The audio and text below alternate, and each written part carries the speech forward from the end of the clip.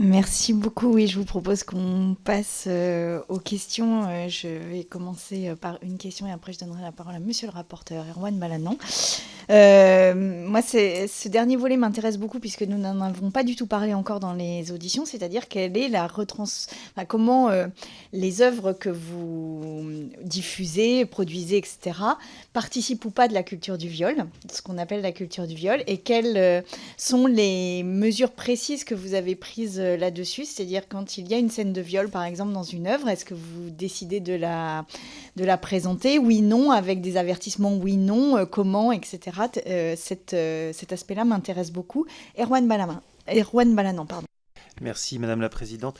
C'est une question qui va à peu près dans le même sens et vous l'avez bien, bon, vous nous avez bien dressé enfin, votre implication qu'on voit sérieuse et puissante sur le sujet.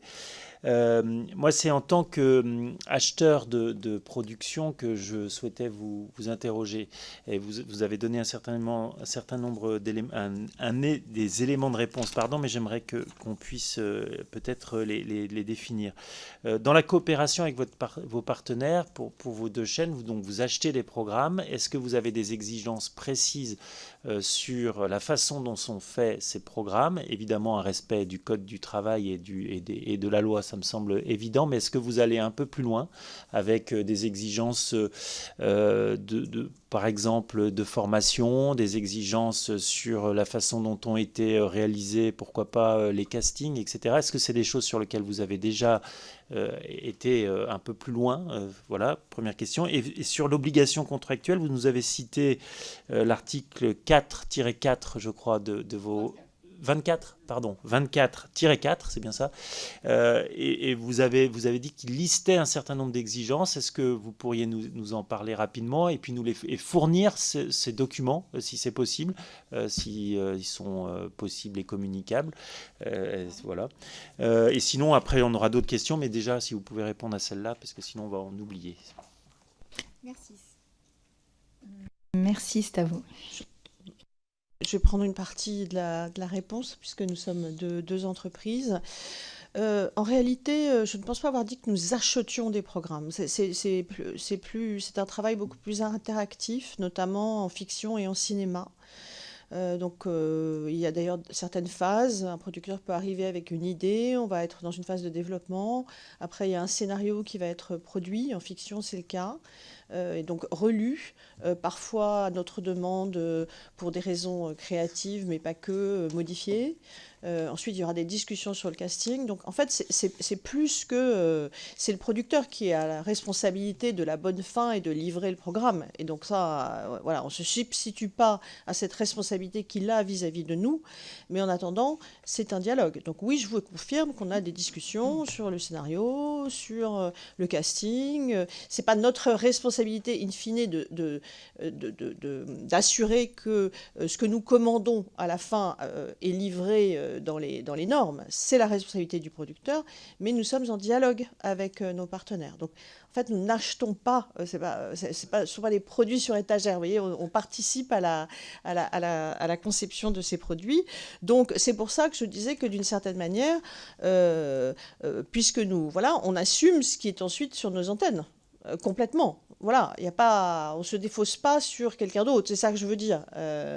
Mais bon, les responsabilités sont certes partagées, mais voilà. Donc, moi, j'assume ce que je diffuse. Je ne peux pas dire autrement.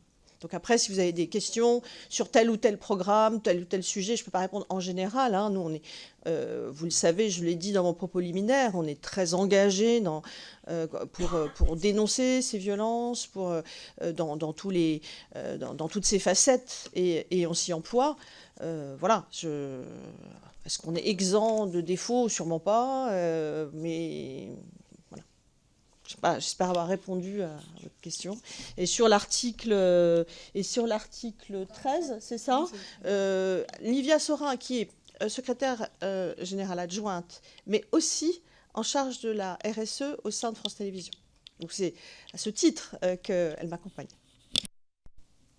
Merci. Oui, pour préciser, déjà sur votre première question, Madame la Présidente, comme l'ensemble des médias, de toute façon, il nous importe évidemment de signaliser certains contenus. Ça fait partie de nos obligations, mais on part du principe que c'est important qu'on soit exemplaire à ce sujet. Donc pour certaines scènes qui sont susceptibles de choquer parce qu'elles peuvent mettre en scène des relations non consenties, on met des avertissements, parfois en début de programme. On signalise le programme, c'est-à-dire qu'on l'interdit, on le déconseille aux catégories d'âge, évidemment, que c'est susceptible de heurter. Déjà, ça, c'est le premier niveau, c'est de prévenir en avance de phase et c'est de signaliser le programme avec le bon niveau de signalisation. Et deuxième chose, sur la question de nos relations commerciales, on a comme Arte un article, effectivement, qui est une clause de conformité dans l'ensemble de nos contrats, qui fait état, évidemment, comme vous le disiez très justement, monsieur le rapporteur, du besoin de respecter le cadre juridique, mais au-delà de ça, on renvoie à un guide spécifique qu'on a fait à destination de nos partenaires commerciaux, un guide de bonnes pratiques, et dedans, il y a tout un encadré consacré à la question du harcèlement moral, du harcèlement sexuel et des violences sexistes et sexuelles. Et on les invite évidemment à en prendre connaissance et on communique de manière assez large et régulière à destination de l'ensemble de nos partenaires d'affaires sur ce dispositif. Si pour Arte, peut-être... Merci Madame la Présidente. Nous souscrivons entièrement à ce qui vient d'être dit par Delphine à propos de achat versus partenariat. C'est un travail collectif, ce n'est pas juste un achat, c'est l'étage de nos programmes. Et donc c'est dans ce cadre-là que nous essayons d'avoir une influence sur les conditions de production des œuvres et sur les choix éditoriaux. En ce qui concerne nos obligations contractuelles, en fait, nous faisons très concrètement référence à ce qui figure dans le Code du cinéma et de l'image animée, qui est très détaillé, qui comporte à la fois un aspect réglementaire, des obligations à la charge des coproducteurs, mais aussi un aspect incitatif, notamment en termes de formation, etc. Donc c'est à travers ces leviers-là, nous en faisons une obligation pour les gens qui veulent travailler avec nous, mais nous faisons référence en fait à des textes existants qui sont ceux du Code du cinéma et de l'image animée. Et nous faisons en plus référence aux bonnes pratiques qui pourraient être édictées par des associations, à l'image de celles que vous avez rencontrées ou que vous allez auditionner dans le cadre de vos travaux. En ce qui concerne les choix éditoriaux, quand bien même nous ne sommes pas juridiquement soumis au contrôle de l'ARCOM, du fait de notre caractère international et des traités qui garantissent notre liberté éditoriale, bien sûr, nous aussi, nous appliquons des pictogrammes qui permettent de protéger en fait le spectateur contre certaines formes de violence lorsque leur diffusion a été jugée pertinente par les responsables éditoriaux de la chaîne. Et après, sur ce choix de programmation, si vous le permettez, je laisserai la parole à la fois à Olivier Père pour les choix cinéma et à Boris Razon pour ce qui concerne les productions audiovisuelles. Merci. Madame la Présidente, Monsieur le rapporteur, Mesdames et Messieurs les députés, bonjour. Juste quelques mots, je vais essayer d'être bref, mais pour rappeler d'abord l'engagement très fort d'Arte contre les violences sexuelles et sexistes, et notamment un certain nombre de programmes que nous avons faits qui ont marqué durablement la société. Je pense notamment à trois d'entre eux, et d'abord à H24, 24 heures dans la vie d'une femme, qui sera jusqu'en octobre 2026 sur arte.tv, et qui est une série de fiction courte inspirée de faits réels, et qui est une forme de manifeste qui rend compte des violences faites aux femmes au quotidien, en fait, qui relate 24 heures de la vie d'une femme. Il est écrit, cette série a été écrite par 24 écrivaines et jouée par 24 comédiennes. C'était vraiment un engagement très fort de notre part et qui a rencontré un très fort, là aussi, écho dans la société. Je voudrais parler aussi de la série animée d'Ovidie, Libre, qui a, pour sa première saison, eu plus de 60 millions de vidéos vues et qui a, là aussi, qui est inspiré du livre d'Ovidie, Manifeste pour s'affranchir des dictats sexuels, qui vise à changer le regard. Et je pense que c'est très important pour nous, en tant que chaîne, en tant que média, avec l'influence que nous pouvons avoir, de tenter par les moyens qui sont les nôtres, et notamment par la diffusion sur les médias numériques. Libre et H24 étaient des productions essentiellement numériques, de faire évoluer le regard, de faire comprendre les enjeux et d'aller en finesse et en détail dans chacun des sujets. dernière série qui, elle aussi, avait un impact très fort dans la société, c'est la série Icon of French Cinema, de et avec Judith Godrèche, qui a été diffusée en décembre 2023 et qui revient sur son expérience terrible en tant que jeune actrice avec un réalisateur d'expérience qui est à l'origine notamment de cette commission et ô combien justifiée et importante. Je voulais juste dire ça pour dire qu'évidemment, les choix que nous faisons de diffusion et de programmation sont des choix que nous faisons en responsabilité, avec le souci de toujours prendre en considération le contexte social, le moment où nous diffusons, et les œuvres elles-mêmes qui, comme l'a très bien rappelé Delphine Ernotte, sont des œuvres collectives. Donc c'est un grand nombre de paramètres qui entrent en considération et qui entrent en compte au moment de faire le choix. Nous avons, je dirais, parfaitement, en tout cas, conscience de ces questions. Nous faisons des choix qui sont des choix responsables. Alors évidemment, nous avons tous les dispositifs d'alerte, de signalement possibles existants qui correspondent aux normes d'avertissement, de déconseillé, d'interdit, voire parfois sur notre plateforme qui nécessite pardonnez-moi l'anglicisme, de se loguer pour pouvoir voir un contenu. Et je pense que on fait le maximum pour faire les choix les plus judicieux possibles et être au diapason justement de la société sans pour autant s'interdire ou avoir des principes qui seraient des principes d'airain qu'on peut appliquer sans entrer dans les détails. On a le sentiment que chaque cas, chaque film, chaque scène même est différente et nécessite un traitement approprié. Et c'est un travail que nous faisons à chaque instant. Alors, il se peut, comme l'a dit Delphine aussi, que nous fassions parfois des erreurs.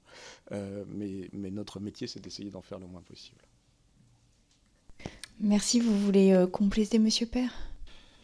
Oui, Madame la Présidente, Monsieur le rapporteur, Mesdames et Messieurs les députés, bonjour.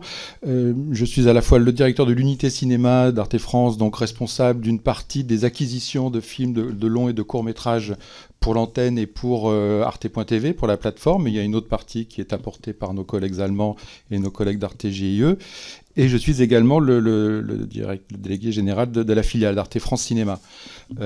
Pour la coproduction des films de cinéma, nous coproduisons environ 25 films de cinéma par an, des fictions, mais aussi quelques documentaires, un film d'animation. Et ça fait plusieurs années, nous avons été très attentifs à une chose. Je dirais que la lutte contre les violences sexistes et sexuelles contre les femmes, il y a plusieurs moyens de mener ce combat, évidemment par un encadrement, par des lois, par le respect d'un cadre juridique. Nous, on a d'abord été très sensibles à la représentation des femmes, pas seulement devant l'écran, mais aussi derrière, les réalisatrices. Et on a pris des initiatives pour que cet écart, ce fossé entre le nombre de femmes réalisatrices, d'hommes réalisateurs, se diminue. Donc on a pris des décisions très simples, mais qui ont eu des effets très rapidement. Nous avons 4 comités de sélection par an, donc nous recevons des projets à ces 4 dates. Nous procédons à une présélection avec mon équipe, nous lisons tous les projets. Et après, nous soumettons cette présélection d'une dizaine de projets à un comité de sélection. Donc, à chacune de ces étapes, évidemment, on va étudier le scénario, sa forme, son style, son ambition, mais aussi, bien entendu, ce contenu. Donc, il est évident que certains projets ne seront pas retenus en raison de leur violence. Et la violence, certes, mais surtout de leur traitement de la violence. Il est hors de question que des films fassent l'apologie de la violence ou une complaisance dans la violence, qu'elle soit sexuelle ou autre. Donc, c'est un des critères de sélection de ces projets. Et ensuite, ces projets, nous rencontrons les auteurs de ces projets et les producteurs. La première décision que j'ai prise, c'est de faire une présélection, c'est-à-dire qu'il soit strictement paritaire entre les projets portés par des femmes et les projets par des hommes. Donc si on avait 10 projets, il y avait 5 projets de réalisatrices et 5 projets de réalisateurs, ce qui donne la liberté aux membres du comité de sélection de choisir entre ces projets, avec évidemment là aussi un équilibre entre des premiers films, puisque nous accordons beaucoup d'importance aux premières œuvres, les coproductions internationales, puisque nous avons la capacité de coproduire non seulement des films français, francophones, mais aussi des coproductions avec l'Europe, avec l'Asie, avec l'Afrique, avec l'Amérique latine. Et donc de donner la liberté à ce comité de sélection d'avoir un choix qui est paritaire, qui est strictement paritaire. Et ce comité de sélection est lui-même paritaire. Ce sont 8 membres. Et en général, il y a 4 hommes, 4 femmes, parfois 3 hommes, 5 femmes. Ces dispositifs ont porté leurs fruits très rapidement. Et nous sommes arrivés à des années, enfin à une année où on était, pas miraculeusement, mais enfin en tout cas par un heureux hasard de circonstances, arrivé à une parité stricte 50-50, femmes-hommes. On va pas mettre le miracle là-dedans.